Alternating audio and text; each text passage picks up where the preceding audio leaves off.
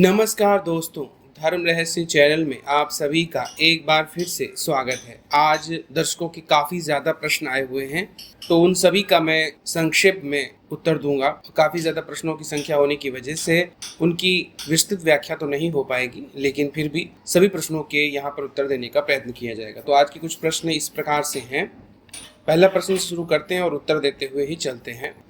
सूरज प्रताप जी और माता रानी से मेरे कुछ प्रश्न हैं, कृपया उत्तर पढ़कर जरूर जवाब दीजिएगा। हम ज्ञान, भक्ति, भाव, श्रद्धा, महान संत, भौतिक आध्यात्मिक सिद्धियां, पाताल शक्ति, दिव्य शक्ति, इष्ट देव मंत्र जाप, गुरु मंत्र इत्यादि संसार में आकर देखते हैं तो लोग कैसे हैं? अजीबोगरीब व्यवहार, अपने लिए दूसरों के लिए कुछ भी नहीं, पल पल अपने शब्दों के तीर छोड़ दे, साजिश, रास्ते इत्यादि बहुत सारी चीजें उन्हें देख करके दुख होता है। देखिए, हर व्यक्ति का अपना एक स्वभाव है और कुछ तामसिक प्रवृत्ति के होते हैं, कुछ सात्विक प्रवृत्ति के होते हैं, कुछ राजसी प्रवृत्ति के होते हैं।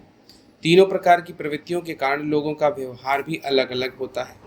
जिसको किसी से मतलब नहीं वो राक्षसी प्रवृत्ति है, सिर्फ अपना स्वार्थ देखता है। जो राजसी तत्व वाला व्यक्ति है वह अपना भला और दूसरों का भला दोनों लेकर के चलता है, और सात्विक केवल दूसरों के भले के लिए सोचता है। तामसिक केवल अपने स्वार्थ के लिए जीने वाला व्यक्तित्व होता है। इसीलिए ऐसे चीजें आप देखने को पाते हैं। अगला प्रश्न है, सुख की स्थिति, दुख की स्थिति, समय समय पर अमीर गरीब समस्याओं से जूझना, यह संसार माया है। मरने के बाद कुछ भी नहीं, दौरान बहुत कुछ जीवन में देखने को मिलता है। यह ज्ञान होते हुए माया है, लेकिन सब एहसास होता है। किस तरह से समझे दुख और सुख अलग हो सके? देखिए, दोनों ही चीजें संसार में अब आए हैं।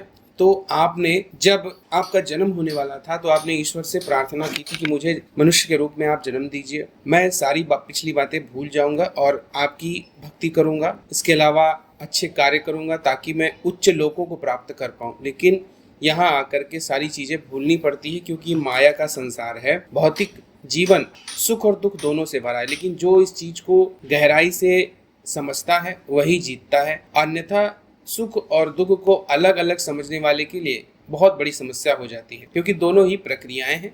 जैसे रात आती है फिर दिन आता है, फिर रात आती है फिर दिन आता है, ऐसे ही सुख और दुख की प्रक्रियाएं भी समाज में बड़ी या कम मात्रा में हर एक के पास आना ही और जाना निश्चित। अगला प्रश्न है, माता पिता बच्चों को जन्म देते हैं, वही बच्चा बड़ा होकर शादी के बाद अपने माता पिता के लिए कोई वैल्यू नहीं रखता।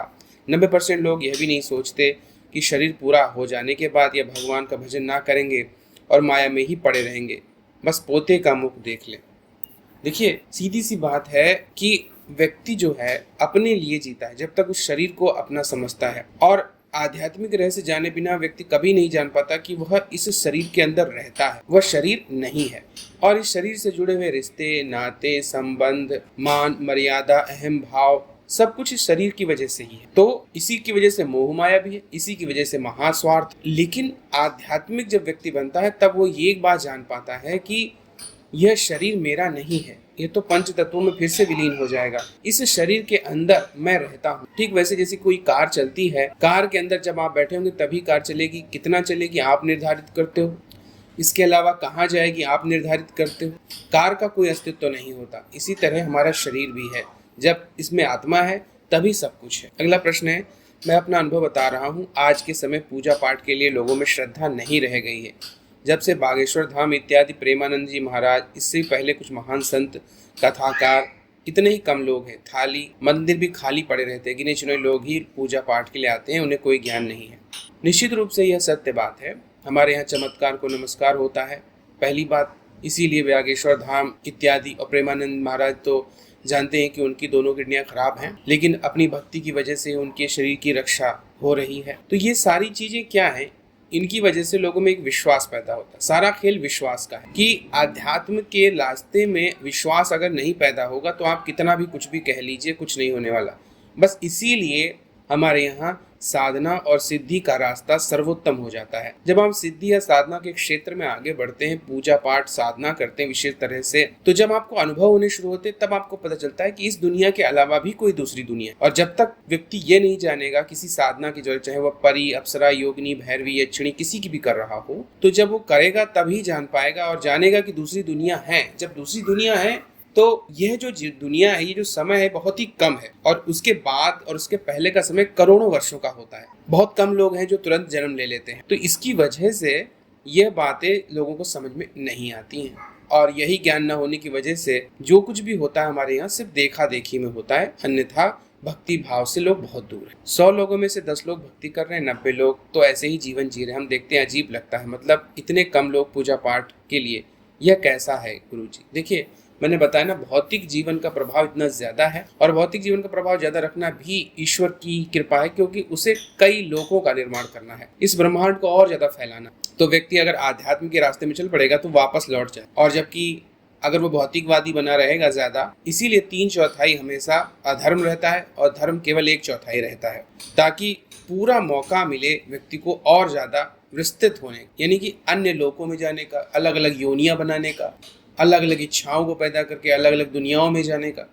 इसी वजह से भौतिक जीवन का प्रभाव ज्यादा देखने को मिलता है, इसीलिए लोग भक्ति भी नहीं करते। मंदिर में एक प्लेट में प्रसाद रखकर बोले, मंदिर की सभी दिव्य शक्तियां यहाँ से स्वीकार करें, तो क्या स्वीकार हो जाएगा? यह सबको अलग अलग चढ़ाना पड़ेगा। कुछ वस्तुएं ऐसी होती हैं। देखिए, यह भी एक श्रद्धा का विषय है। वैसे अगर आप चाहें तो एक बार के कह के भी सबको भोग एक साथ दे सकते हैं, अन्यथा जिसको जो विशेष भोग प्रिय है उसको अलग अलग देना चाहिए, क्योंकि कोई चीज खाने के लिए देवता तो नहीं आएगा, वास्तव में वह मानसिक रूप से ग्रहण करते हैं। ठीक वैसे ही जैसे कि हम हवन में जब स्वाहा बोल के आहुति देते हैं तो वह भोग उस देवता तक पहुंचता है, अग्नि देवता उसे ले जाते हैं। इसी तरह कोई भी प्रसाद जो होता है वो मानसिक रूप से बना करके मानसिक रूप से ही उसे स्वीकार करवाया जाता है, और वह मानसिक रूप से उसे भोग के रूप में खाते भी हैं।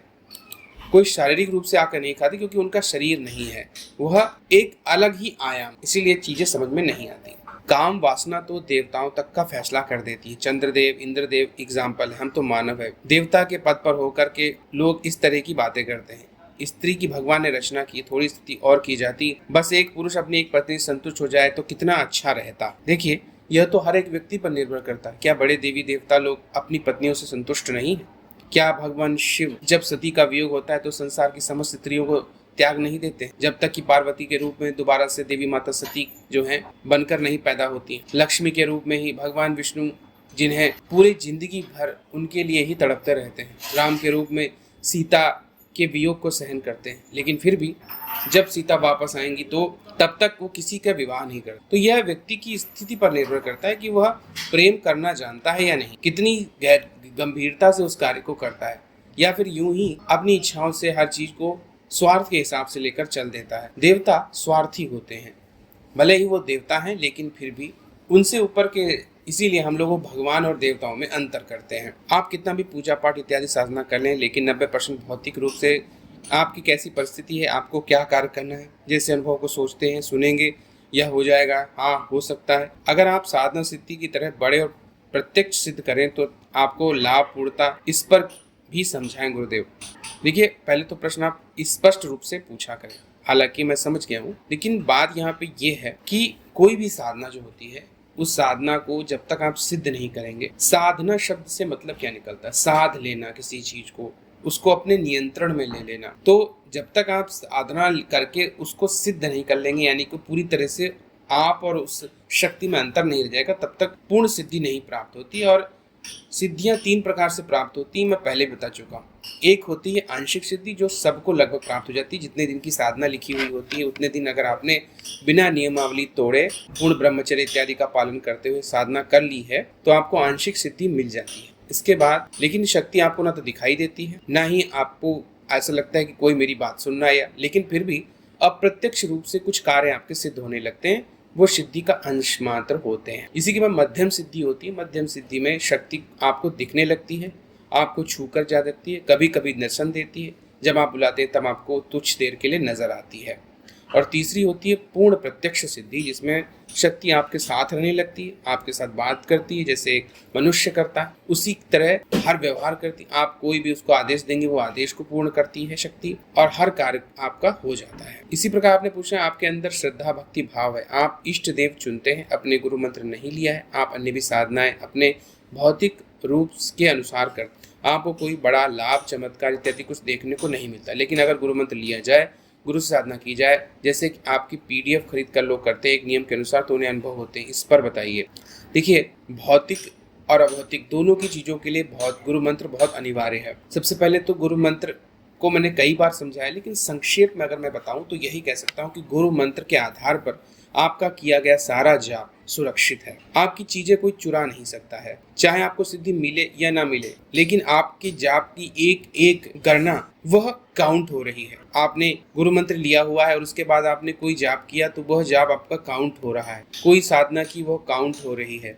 आप जब मृत्यु के बाद जैसे ही आपका शरीर आप त्यागेंगे, ये सारी चीजें आपके सामने आंखों के आगे खड़ी हो जाएंगी और उन सब का पुण्य, प्रभाव, शक्ति, सामर्थ्य सब कुछ आपको देखने को मिलेगा। लेकिन जो लोग ऐसा नहीं करते, हो सकता है उनको चमत्कार भी देखने को मिले, कभी कभी सिद्धि भी पूरी मिल जाती है, लेकिन उनकी सिद्धि जाने के बहुत आसान होता। कई लोग आपने देखा होगा जिनको कई समय तक सिद्धि रहे, उसके बाद पूरी तरह से सिद्धि नष्ट हो और फिर वो जिंदगी भर पुकारते रहते हैं सिद्धि को, वो दोबारा आती भी नहीं है, क्योंकि सिद्धि एक बार अगर चली गई तो आपको फिर वो वापस देखने को नहीं मिलती है। क्योंकि वैसी ही अवस्था, वही सब कुछ चीजें करना दोबारा के लिए एक व्यक्ति के लिए भौतिक जीवन के आधार पर संभव नहीं हो पाता है।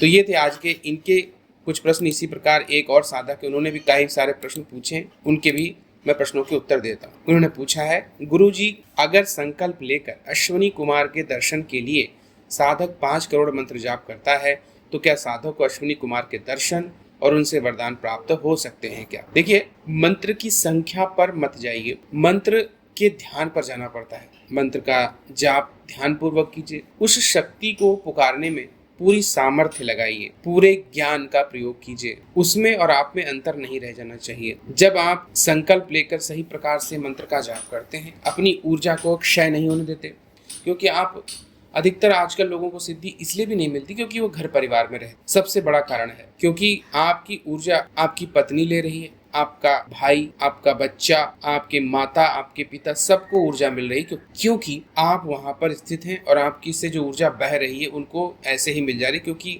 ऊर्जा का बहाव हमेशा बताया भी जाता है कि एक गर्म चीज के बगल में अगर आप ठंडी चीज रख लीजिए तो गर्म चीज बहुत तेजी से ठंडी चीज को गर्म करना शुरू कर देगी, और बराबर तब तक नहीं हो जाएगा जब तक कि दोनों का तापमान एक जैसा हो। ऐसा ही कुछ हर सिद्धि के साथ साधक के साथ होता रहता है। लेकिन हाँ, अगर सही प्रकार से साधना की जाए तो निश्चित रूप से अश्विनी कुमारों के दर्शन भी हो सकते हैं और उनसे वरदान भी प्राप्त हो सकता है। यह सब कुछ साधक उसकी एकाग्रता साधना पर ही निर्भर करता है। सूर्य देव और अश्विनी कुमार आदि देवताओं में जल्दी कौन सा देवता खुश और दर्शन देकर वरदान प्राप्त कर सकते हैं? देखिए, निश्चित रूप से अश्विनी कुमार जल्दी प्रसन्न होंगे, क्योंकि सूर्य देव का जो तेज है, जो शक्ति और साधना है, वो कहीं उच्च कोटि की है अश्विनी कुमारों से, क्योंकि सूर्य देव स्वयं एक ब्रह्मांड को संभालते हैं। आपने देखा ही है कि हमारे सामने जो सूर्य देवता जी हैं, उनके आधार पर हम अपने सौर मंडल को देखते हैं। तो ऐसे ही आप ये समझ सकते हैं कि सूर्य देवता कितनी बड़ी शक्ति है। इसीलिए सूर्य देव को साधक सिद्ध करे और उनको प्रसन्न होकर उनसे वरदान प्राप्त कर पाए, उससे पहले वो अश्विनी कुमारों से प्राप्त कर सकता है, क्योंकि ऊर्जा का स्तर जितना ज्यादा होगा उस देवता को सिद्ध करना, उसको प्रसन्न करना उतना ही अधिक समय लगाने वाला होता है। साधक अगर बड़ी शक्ति जैसे कि शिव, माता काली की साधना का संकल्प ले तो जो अनुभव होते हैं, तो क्या वह उनके दास शक्ति अर्थात उनके गण करवाते हैं? बिल्कुल, उनके गण ही सबसे पहले आपको अनुभव करवाते हैं। कारण क्या है, जब आप सो रहे हो या फिर कोई साधना कर रहे हो तो आपका ध्यान की वजह से आप उनके लोक में प्रवेश करते हैं। आध्यात्मिक स्तर में उनका जो लोक है, जो उनका समय है, जहाँ पर जाना है, वहाँ पर जब आप पहुँचते हैं तो उनकी जो शक्तियाँ हैं वो सबसे पहले देखती हैं कि कौन सी आत्मा यहाँ प्रवेश कर रही है, और तब उनको ये अधिकार होता है कि वो आपको अंदर ले अथवा ना ले। उस वक्त विभिन्न प्रकार के अनुभव करने के लिए कई शक्तियां जो हैं आपके बलाबल का प्रदर्शन देखती हैं कि आप डरते हैं या नहीं डरते। कई आपकी जो है काम परीक्षा लेती हैं शक्तियां करके, वो सारे गण होते हैं। उनकी जो है सेविका शक्तियां, सेवक शक्तियां होते हैं, जो इस प्रकार से आपके जीवन में हर प्रकार से आपकी परीक्षा लेते हैं, और जब वो आपसे हार जाते केवल तभी आपको आगे प्रवेश देते हैं। यह एक सिद्धांत है। ठीक वैसे जैसे कि भगवान गणपति को गणपति इसलिए बनाया गया क्योंकि उन्होंने सभी गणों को हरा दिया था भगवान शिव के। तो इसी तरह आपका भी है, आप अंदर प्रवेश तभी कर पाएंगे जब इन शक्तियों को आपके सामने झुकना होगा, और यह केवल अपनी साधना में ही लीन होकर और ज्यादा तप ऊर्जा बढ़ाते हुए कर सकते हैं। इसी में सिद्धि प्राप्त होती है, क्योंकि जब वहां पहुंचते हैं तो आपको वरदान भी मिलता है। शिव साधना में भगवान शिव का एक अंश साधक में समाहित हो जाता है और साधना से बलवान होकर वही अंश साधक को दर्शन देता है और बलवान वरदान देता है। क्या जैसे चावल के ढेर से चावल मिल जाए या फिर असली शिव यानी कैलाश से ही शिव खुद आ जाते हैं। देखिए, आपका प्रश्न आध्यात्मिक और रहस्य से भरा हुआ है, लेकिन सत्य है कि यह बात पूरी तरह सत्य है कि जब कितनी ऊर्जा आप बढ़ाते जाएंगे उतनी ही अंश शक्तियां भगवान शिव की आपकी ओर आने लगेंगी, और उन शक्तियों में भी इतनी सामर्थ्य होती है कि वो भी वरदान दे सकते हैं, वह भी दर्शन दे सकते हैं। और जितना ज्यादा तब, इसीलिए पुराने समय में वरदान प्राप्त करने वाले साधक सिद्ध संत वो सारे लोग फिर भी तपस्या करते रहते थे उसी मंत्र की। कारण क्या था? कारण यही है कि वो अल्टीमेट यानी कि अंतिम उस शक्ति तक पहुंचना चाहते हैं जो सबसे ऊपर बैठी हुई है। मान लिया आप भगवान शिव की आराधना कर रहे हैं, तो भगवान शिव इस ब्रह्मांड के भी मालिक हैं और कई सारे ब्रह्मांडों के भी वो मालिक हैं, और उसमें भी हमारी पृथ्वी के कैलाश पर्वत पे निवास करने वाले भी भगवान शिव हैं, और उनसे भी आगे उनके गण हैं। तो सबसे पहले क्या होगा, एक साधक जब साधना करेगा तो कैलाश पर्वत या उस दिव्य लोक की ओर जब वो बढ़ेगा तो भगवान के गण आकर रोकेंगे आपके क्रोध, भय, काम वासना इत्यादि की परीक्षा के माध्यम से। जब वो शक्तियां आपको रोक नहीं पाएंगी तब आप कैलाश में प्रवेश करेंगे, तब आपको भगवान शिव वरदान दे सकते हैं। लेकिन फिर भगवान शिव आपको दिखाएंगे कि मैं जो शिव हूँ, मुझसे आगे भी इस पृथ्वी से भी बड़ा जो हमारे सौर मंडल को शिव संभाल रहा है, उस शिव तक आपको पहुंचना है। तो आप फिर और आगे बढ़ जाएंगे, फिर वहां तक भी पहुंचेंगे, उनके भी गणों से आपका सामना होगा, फिर उससे भी ऊपर आप पहुंचेंगे तो इस संपूर्ण ब्रह्मांड में जो शिव तत्व व्याप्त है उस शिव की ओर बढ़ेंगे, उनके गणों से भी आपका सामना होगा। तो इस तरह से ये प्रक्रिया चलती जाती है। अगला प्रश्न पूछा है कि कौन कौन से व्रत हैं और विधि है जिससे बहुत अधिक पुण्य और हजारों सालों के लिए देवलोक प्राप्त किया जा सकता है। निश्चित रूप से अगर सभी व्रतों को देखा जाए तो व्रतों में सर्वोत्तम नवरात्रि का व्रत माना जाता है। इसके अलावा और भी अन्य व्रत हैं, लेकिन वो कम होते हैं क्योंकि नवरात्रि के 9 दिन के व्रत होते हैं, इसलिए उसकी तप ऊर्जा ज्यादा हो जाती है। लेकिन सिर्फ व्रत से काम नहीं चलता है। एक और मैं बात बता दूं, कोई भी व्रत ले लीजिए, व्रत का मतलब होता है आपको अपने शरीर को बंधन में लेके आना। जब भोजन नहीं मिलता शरीर को तो शरीर स्थिर हो जाता है, शांत हो जाता है, मन विषय वासना की ओर भाग नहीं पाता क्योंकि उसे ऊर्जा चाहिए होती है। और जब शरीर को ऊर्जा नहीं मिलती है तो एकदम स्थिर हो जाता है व्यक्ति, और उस वक्त जब हम कोई तपस्या, साधना, मंत्र जाप करते हैं तो उसका प्रभाव कई गुना ज्यादा बढ़ जाए। इसीलिए व्रत रखने की परंपरा शुरुआत हुई। अधिकतर लोग गलती ये करते हैं कि व्रत तो ले लेते हैं लेकिन उस दौरान कोई साधना नहीं करते हैं, इसलिए वो कोई फल उनको ज्यादा प्राप्त उसका हो नहीं पाता है। वास्तव में व्रत का मूल उद्देश्य यही होता है कि हम अपने मन को वश में कर लें, क्योंकि ये मन ही है जो कभी भी वश में नहीं आता है, और केवल भोजन न मिलने की वजह से यह वश में आ जाता है, शांत हो जाता है। जैसा कि आप थका थका महसूस कीजिए तो आपकी बुद्धि इधर उधर नहीं दौड़ेगी, और तब आप जो भी मंत्र जाप, पूजा पाठ या साधना करेंगे तो उसका आपको बहुत अधिक पुण्य प्राप्त होगा। और रही बात व्रतों की, तो चाहे वो भगवान शिव के 16 सोमवार हो, भगवान विष्णु के एकादशी हो, या फिर माता के व्रत हो, या फिर किसी भी देवी देवता के व्रत हो, सभी पुण्य देने वाले हैं। लेकिन उसके साथ कितना मंत्र जाप आपने किया है, कितनी साधना की है, यही सबसे ज्यादा महत्वपूर्ण है। वही आपको हजारों सालों तक देवलोक देने वाला माना जाता है। अगला प्रश्न है कि कोई मनुष्य पुण्य से देवलोक में देवता, गंधर्व, यक्ष, विद्याधर आदि देव योनि प्राप्त कर लेता है, और फिर वो भगवान शिव या माता दुर्गा की तपस्या और उनसे इच्छित वरदान प्राप्त कर सकता है क्या? देखिए, इसमें सबसे बड़ी समस्या यही है कि जब मनुष्य योनि के अलावा किसी भी योनि में अगर आप प्रवेश कर जाएंगे तो आप जो भी प्रार्थना, पूजा या साधना करेंगे वह आपके लिए फलदायी नहीं हो पाती है, और केवल आंशिक रूप से ही